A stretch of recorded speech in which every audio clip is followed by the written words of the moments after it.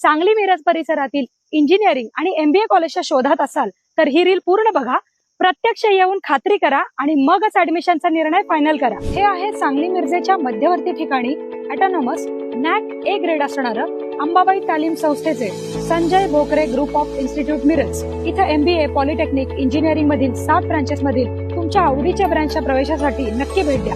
या इन्स्टिट्यूटचं खास वैशिष्ट्य, इथे तुम्हाला उत्कृष्ट शैक्षणिक सुविधा देऊन गव्हर्नमेंटच्या सर्व स्कॉलरशिप तसंच चांगल्या कंपनीत चांगल्या पॅकेजच्या उत्तम प्लेसमेंटची हमी दिली जाते आणि यासाठी लागणारं हँड्स ऑन ट्रेनिंग सुद्धा विद्यार्थ्यांना इथे दिलं जातं। Sports event, cultural event, seminars यामधून विद्यार्थ्यांच्या कलागुणांना पण संधी मिळते। विद्यार्थ्यांसाठी हॉस्टेल, कॉलेज बस या सुविधा आहेत। सुंदर कॅम्पस तसेच अतिशय मानाचा असा radio city business Titans excellence in education award या संस्थेला मिळालाय। अधिक माहितीसाठी डिस्प्लेवर दिलेल्या नंबरला लगेच फोन करा आणि ऍडमिशन घेऊ इच्छिणाऱ्या तुमच्या मित्रमैत्रिणींना आणि त्यांच्या पालकांना हे रील नक्की शेअर करा।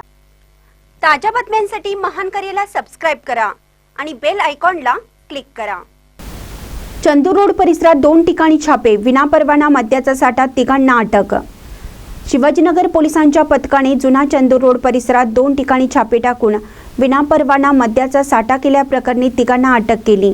दीपक अमृत निपाणे वय वर्ष 45, गणपती गुडाप्पा चव्हाण वय वर्ष 70 व सुरेश गणपती चव्हाण वय वर्ष 38, सर्व राहणार जुना चंद्र रोड अशी त्यांची नावे आहेत।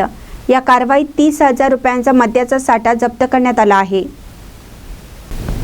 याबाबत पोलिसातून मिळालेली माहिती अशी की जुना चंदूर रोड परिसरात डॉक्टर चव्हाण यांचे पत्र्याच्या शेड लगत उघड्यावर गणपती चव्हाण आणि सुरेश चव्हाण हे विनापरवाना मद्याचा साठा करून त्याची विक्री करत असल्याची माहिती मिळाली।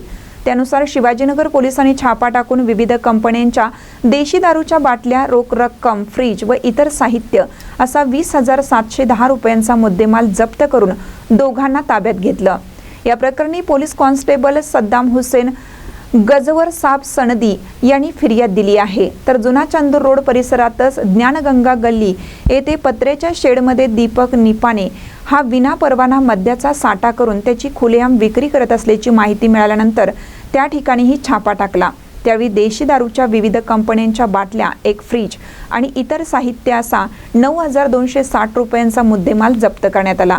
या प्रकरणी पोलीस कॉन्स्टेबल शिरीष भास्कर कांबळे यांनी फिर्याद दिली आहे। महानकर न्यूजसाठी सुभाष भस्मे, इचलकरंजी।